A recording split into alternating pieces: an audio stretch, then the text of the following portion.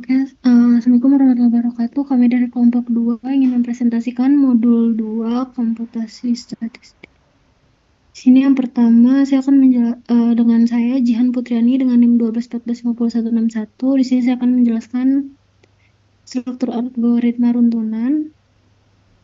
Di sini ada P, sebentar. Di sini ada P3, baris pertama itu menginisialisasikan variabel P dengan nilai 3 yaitu panjangnya. Baris kedua itu menginisialisasikan variabel L dengan nilai 5 yaitu lebarnya. Selanjutnya situ baris ketiga itu menghitung luas persegi panjang menggunakan rumus P kali L. Dan hasilnya disimpan dalam variabel luas. Baris keempat itu mencetak nilai variabel luas yang hasilnya adalah nanti 15. Jadi bagian ini menghitung luas persegi panjang dengan panjang 3 dan lebar 5. Selanjutnya di sini ada percabangan satu kasus. Baris pertama ini mengendalikan variabel bilangan dengan nilai 25. Struktur if ini mengecek apakah nilai bil itu kurang dari 20. Jika kondisi bilangan kurang dari 20 itu benar, maka program akan mencetak bilangan kurang dari 20.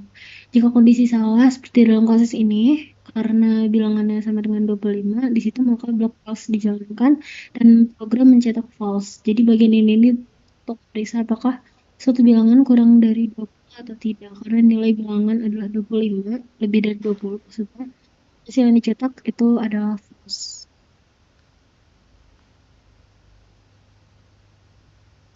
Dijelaskan oleh rekan saya. Baik, izin masuk. Perkenalkan, nama saya Kalisa Zuhra Alia Vanevi dengan NIM akhir 34. Di sini saya akan menjelaskan tentang dua kasus. Untuk usia kurang lebih sama dengan 13. Itu untuk menetapkan nilai 13 pada variabel usia. Selanjutnya untuk mengecek kategori usia, if usia kurang lebih sama dengan 12, itu untuk memulai pernyataan kondisi yang memeriksa apakah usia itu kurang dari atau sama dengan 12. Selanjutnya ada print anak-anak. Untuk jika kondisi if benar, maka mencetak anak-anak. Dan untuk else itu menyatakan alternatif jika kondisi if tidak terpenuhi. Selanjutnya ada print remaja. Untuk output, jika kondisi if salah, maka akan mencetak remaja. Selanjutnya, untuk yang 3 kasus atau lebih. Pertama, input angka. Nilai nilai 75 itu menetapkan nilai 75 pada variabel nilai. Selanjutnya ada percabangan 3 kasus. Untuk if dalam kurung nilai kurang lebih 50 untuk memulai pernyataan kondisi untuk memeriksa apakah nilai itu kurang dari 50. Lalu untuk kategori rendah, jika kondisi if benar, maka rendah itu ditetapkan pada variabel kategori. Selanjutnya untuk else if nilai kurang lebih sama dengan 50 dan nilai lebih sama dengan 50 dan nilai kurang lebih 80. Untuk menyatakan alternatif jika kondisi if itu salah, lalu akan memeriksa apakah nilai antara 50 dan 80. Untuk kategori sedang, jika kondisi else if benar, maka akan menetapkan sedang pada kategori. Selanjutnya ada else, itu menyatakan alternatif terakhir jika kedua kondisi sebelumnya salah. Lalu ada kategori untuk tinggi. Jika tidak ada kondisi sebelumnya yang terpenuhi, maka akan ditetapkan tinggi pada kategori tersebut.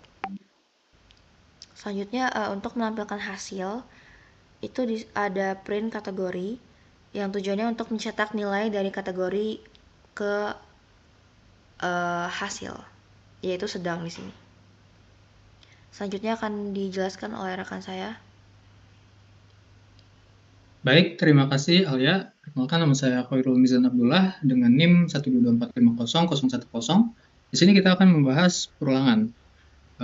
Jadi perulangan yang kita pakai adalah for dan while ya. Jadi perulangan itu apa sih? Perulangan itu proses atau eksekusi kode yang kita lakukan terus-menerus, diulang terus hingga syaratnya tuh terpenuhi. Nah, di sini kita pakai tadi for dan while. Nah, kita masuk ke for. Jadi for ini kita pakai kalau kita tahu berapa kali perulangannya yang bakal kita lakuin gitu. Nah, di sini contohnya tuh ada vektor X ya, yang isinya ada 5 elemen, yaitu 15, 18, 10, 8, dan 20. Kemudian ada N, yang adalah tuh panjang dari vektor X-nya. Nah, for di sini, kita pakai, fungsi for di sini kita pakai untuk meriksa satu-satu elemen yang ada dalam vektor X, mulai dari indeks kedua sampai indeks terakhirnya. Nah, untuk tiap iterasinya, kita bandingin elemen ke I dengan elemen pertamanya, yaitu X1. Nah, kalau elemen XI lebih besar dari X1, maka kita tukar nilainya, nilai elemen tersebut dengan elemen pertama. Nah, setelah perulangannya selesai, syaratnya terpenuhi semua, kita dapat tuh elemen terbesar dari vektor X di posisi pertama, yang hasilnya bakalan kita simpan dalam variabel A ya. Nah, jadinya yang kita dapat adalah elemen terbesar di antara elemen vektor yang tadi, yaitu 20. Nah, selanjutnya kita masuk ke perulangan while. Nah, perulangan while itu kita pakai, bedanya dengan for adalah ketika kita pengen mengulang suatu proses sampai kondisi tertentu terpenuhi. Beda dari for, kalau while itu kita nggak tahu gitu berapa kali prosesnya bakalan diulang. Nah, di sini kita pakai contoh nilai awalnya X-nya tuh nilai awal X-nya adalah 1 kan. Terus E-nya kita set jadi 2. Terus untuk toleransi itu 10 pangkat min 5. Nah, dalam perulangan while ini kita akan terus memperbarui nilai X sampai selisih antara nilai baru X dan nilai lama X yang kita simpan tadi di variabel C itu jadi lebih kecil dari toleransi yang kita tentuin gitu. Tadi 10 pangkat min 5. Nah, untuk tiap iterasi kita hitung X-nya pakai formula tertentu ya. Kemudian kita update ya, kita perbaruin selisih nilai E-nya dengan perbedaan mutlak antara X-nya yang baru dengan X yang lama. Nah, perulangannya bakalan berhenti kalau E-nya itu selisihnya lebih kecil dari toleransi yang kita tetapin, yaitu 10 pangkat min 5. Nah, pada akhirnya kita dapat nilai X yang ya paling mendekati gitu solusi yang kita pengen dengan selisih atau error E yang menurut kita sangat kecil lah. Selanjutnya dijelaskan oleh teman saya. Oke, berikutnya kita memiliki di sini adalah sorting data. Gunakan perulangan. Yang pertama itu kita inisialisasi di sini X itu adalah sebuah vektor yang memiliki 5 elemen. Bisa lihat itu ada 15, 18, 10, 8 sampai 20. Kemudian berikutnya kita akan menghitung jumlah elemen yang ada dalam vektor X. Itu ada 5. Kemudian untuk for I dalam 1 sampai dengan N kurang 1, itu artinya adalah melakukan loop dari 1 hingga N kurang 1. Nah, di sini tuh berarti 1 sampai 4. Nah, ya, loop ini itu digunakan untuk membandingkan setiap elemen dengan elemen yang di berikutnya. Kemudian untuk J, kita inisialisasi J, di mana J itu digunakan untuk membandingkan elemen XI dengan elemen setelahnya. Kemudian ketika J lebih kecil dari N atau while J lebih kecil sama dengan N, ini digunakan untuk memastikan bahwasannya si J itu tetap dalam rentang jumlah elemen vektor kita tadi. Kemudian kita masuk ke if XI lebih besar daripada XJ. Ini tuh untuk memeriksa apakah elemen ke I lebih besar daripada elemen ke J. Jika benar, maka kita akan melakukan pertukaran. Kemudian kita akan menukarkan di sini, kita inisialisasi nilai XI tadi ke dalam variabel namanya temp. Kemudian jika kemudian kita mengubah XI menggunakan XJ. Kemudian XJ tadi itu kita ubah dengan nilai dari temp tadi. Kemudian